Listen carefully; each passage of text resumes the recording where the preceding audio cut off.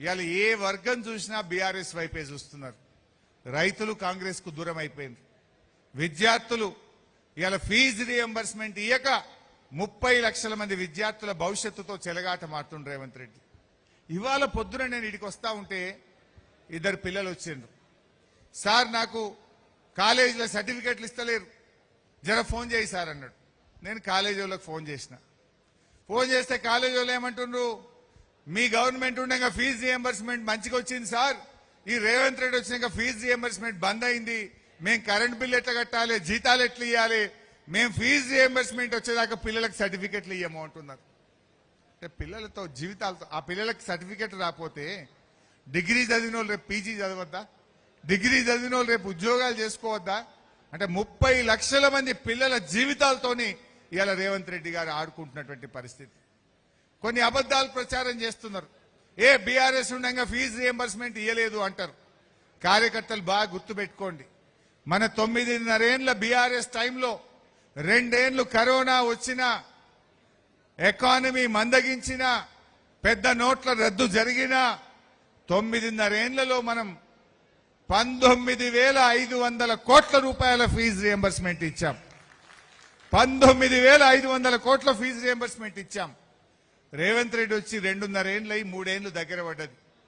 ₹1 fee reimbursement ఇవ్వలేదు. ₹1 కూడా ఇవ్వలేటి వరకు. ఎవరికి ఫీజు రియంబర్స్మెంట్? మా దళితులకు, మా గిరిజనులకు, మా బలహీన వర్గాల పిల్లలు కదా చదువుకునేది. అంటే నీకు దళితులంటే, గిరిజనులంటే, బలహీన వర్గాల ప్రజలంటే ఈ రేవంత్ రెడ్డికి లెక్క లేకుండా పోయింది. ఆ పిల్లలకు చదువులకు దూరం చేస్తున్నాడు. ఇలా పిల్లలు చదువులకు దూరం అయితే ఒక తరమే ఆగమైపోతుంది, ఒక తరం వెనుకబడిపోతుంది.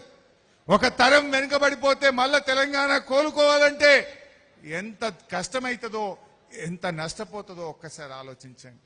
30 లక్షల మంది పిల్లలు, 30 లక్షల పిల్లల జీవితాన్ని రేవంత్ రెడ్డి ఆగం చేస్తున్నాడంటే ఆ పిల్లల తల్లిదండ్రులు పెట్టుకున్న కళలు ఆగమవుతున్నాయి. ఆ పిల్లల కళలు, ఆ పిల్లల భవిష్యత్తు ఇలా ఆగమైతా ఉంది. కానీ ఇలా రేవంత్ రెడ్డి గాని, మంత్రులు గాని ఆ ఫీజు రియంబర్స్మెంట్ గురించి పట్టించుకుంటలేరు. పిల్లల చదువులకు పైసలు ఇస్తే కమిషన్లు రావు, కాంట్రాక్టర్లకు ఇస్తే కమిషన్లు వస్తాయి. 10% కమిషన్, 15% కమిషన్.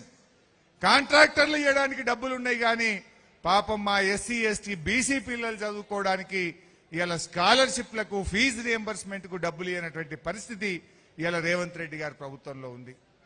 నిరుద్యోగులు ఏం చెప్పింది ఆ రోజు? మొదటి ఏడాదిలో 2 లక్షల ప్రభుత్వ ఉద్యోగాలు అన్నాడు. ఈ మధ్య ఆడ మీటింగ్ల పైన 60,000 ఇచ్చినా, 70,000 ఇచ్చినా అని అబద్దాలు మాట్లాడుతుండు. మొన్న మేము అసెంబ్లీలో క్వశ్చన్ వేసినాం, రేవంత్ రెడ్డిని ప్రభుత్వం వచ్చినాక నువ్వు ఇచ్చిన నోటిఫికేషన్లు ఎన్ని, నువ్వు నోటిఫికేషన్లు ఇచ్చిన ఉద్యోగాలు ఎన్ని అని మేము అడిగినాం అసెంబ్లీలో. అడిగితే వాళ్ళ గవర్నమెంటే, ముఖ్యమంత్రి చెప్పిండు 16,000 ఉద్యోగాలు ఇచ్చినాం. బయట చెప్పేదేమో 68,000, అసెంబ్లీలో చెప్పింది 16,000 మాత్రమే ఇచ్చినాం. ఎలక్షన్ల ముందేమో 2 లక్షలు చెప్పిండ్రు, ఇప్పుడు ఇచ్చిందేమో 16,000 ఉద్యోగాలు. అంటే నిరుద్యోగులకు కూడా అన్యాయం చేసినారు. మొన్న డీజీపీ గారు అన్నాడు, కొత్త డీజీపీ సివి ఆనంద్, పోలీస్ శాఖలో 19,000 ఖాళీలు ఉన్నాయన్నాడు. కానీ మొన్న రేవంత్ రెడ్డి 2nd జూన్ నాడు ఏమంటుండు, 5,000 కానిస్టేబుల్ ఉద్యోగాలకు నోటిఫికేషన్ ఇస్తామంటాడు. 19,000